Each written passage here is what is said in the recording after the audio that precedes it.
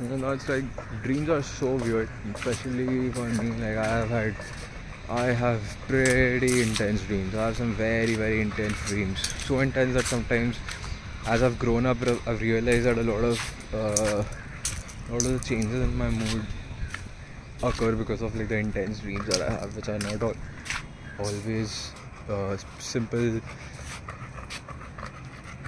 black or white. They're a bit grey. They're a bit complex in nature. These dreams, and I think I get this from my mother. The only difference would be that she claims that she is able to create her own dreams and dream about happy things. My dreams are not always, I don't have that kind of control over my dreams, and they're not always that happy, so to speak. And although I don't really ever remember having like a really happy dream. I've always had very complex grey dreams with very somber themes and just dark elements, and just the feeling of doom, impending doom occurs quite a lot in my dreams, and so much so that I remember dreams from like pretty early on when I was barely like 5-6 year old, and these dreams I just remember these vivid images, weird images from my childhood that cannot possibly be can be real at all. They have to be from my dream world. And so yes, and one distinct difference from when I was getting high to now is that when I was getting high, I was consistently having no dreams. I was sleeping good. Although it didn't feel restful enough, but I was sleeping good because I didn't have these dreams. And now, although I'm not getting high anymore, I'm pretty sober, the dreams are back.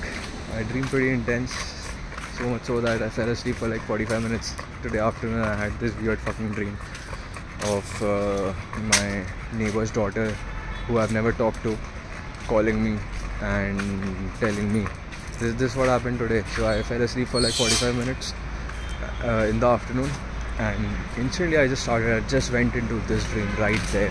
And so the dream started out exactly how the reality was set at that moment. I mean, I was working out of home just now, just had lunch. My dad is at home, he ordered some lunch for me.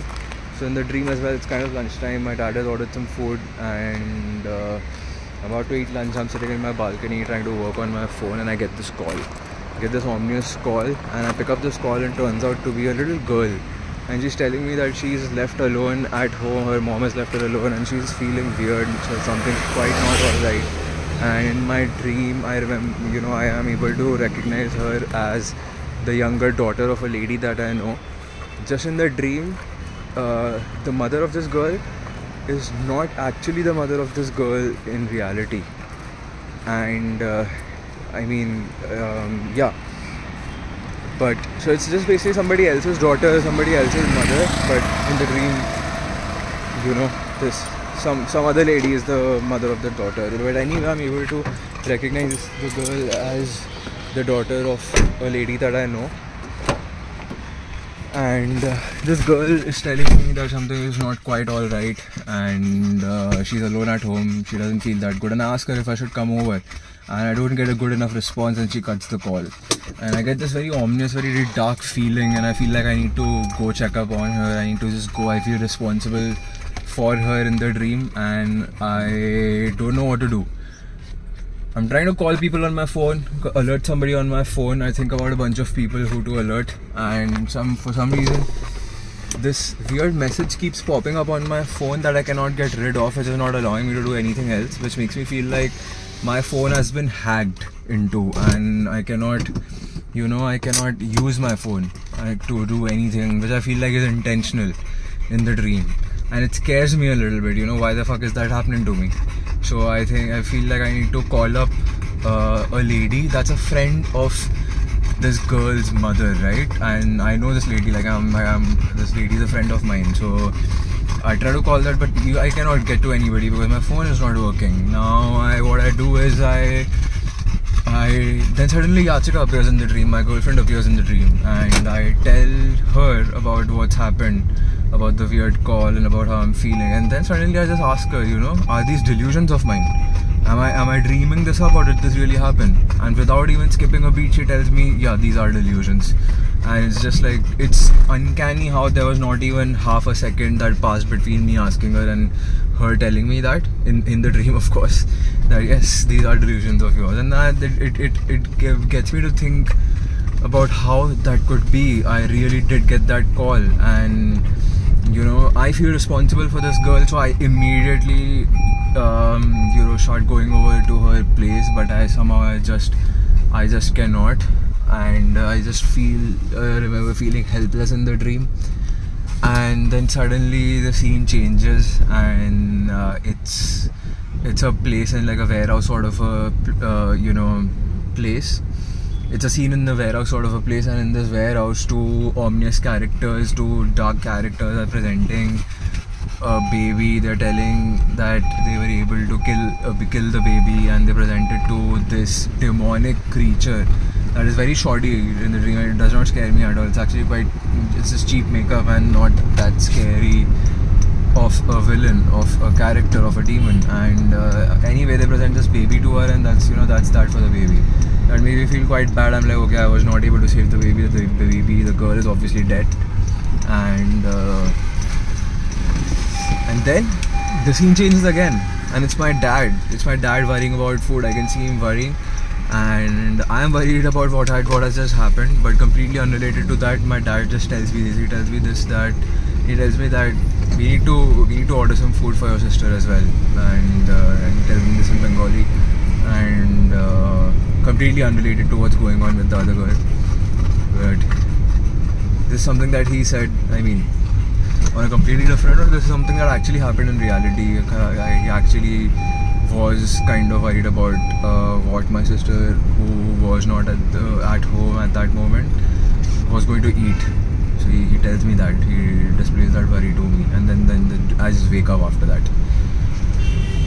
So I wake up from this nap almost as suddenly as I passed out into sleep during this nap, which is within like half a second. And I'm left with a lot of the after effects of the dream, which had not worn off until just about now when I recorded all of this. And this is how it is for me. And so and this is just a dream that I remember. There are sometimes I dream dreams that I do not even remember, but my body feels the effects of that, because why I feel good right now is because I've been able to document it, I've been able to put it on video, and now it's off my mind. But a lot of the dreams that I have, that of course my body feels the effects of those dreams when I'm in that dream, because that's just something that happens. You're dreaming in your mind, but your body is living in that reality at that moment, right? You feel it in your body. So and then when you're out of the dream world, when you're in reality, when you wake up, you're still left with the effects of the dreams, and you cannot even recall what the dream was, so you can just forget about putting it down on paper or document it in a video most of the times. So but you end up still feeling like the aftermath of those dreams, without even knowing what to do about it, without even having any kind of autonomy over it. And that's how it goes. So I don't know if I was getting high to numb out the dreams. Was it one of the reasons that I was getting high? Did I even know that was the reason that I was getting high? It's just so complex, it's just so complex. I mean, we only have autonomy over such a small part of our reality. That's just our waking reality. And there's so much shit going on that we're not even aware of, that we have no control over, that controls our entire life. It's crazy how the unconscious mind controls so much of what our waking reality is. Now, I've been reading Dream Interpretation by Freud, and I feel like ever since I started reading that book, my dreams have just kind of intensified. And it's good, it's all in good fun. At least now I know that I can do something about it. If I remember the dreams and I instantly journal those dreams, or whatever little I remember about those dreams, then I feel a little better. And although I can't do anything about these dreams, or I can't do anything about what I am dreaming, but at least it feels good to know that I can do something about how it makes me feel afterwards. So if I can put it down somewhere, I can get it off my mind. If it's off my mind, I'm able to deal with the waking reality a bit better. And yeah, that's about it. I was planning to put up a nice little video about going on hiking with my students, and now I feel like I have to put up a video about this. So I don't know if I want to put this up first, there's Nemo by the way, or if I want to put the other one up first. We'll just see. Yeah, maybe I'll just put them up both together. Alright, yeah, that's about it for today.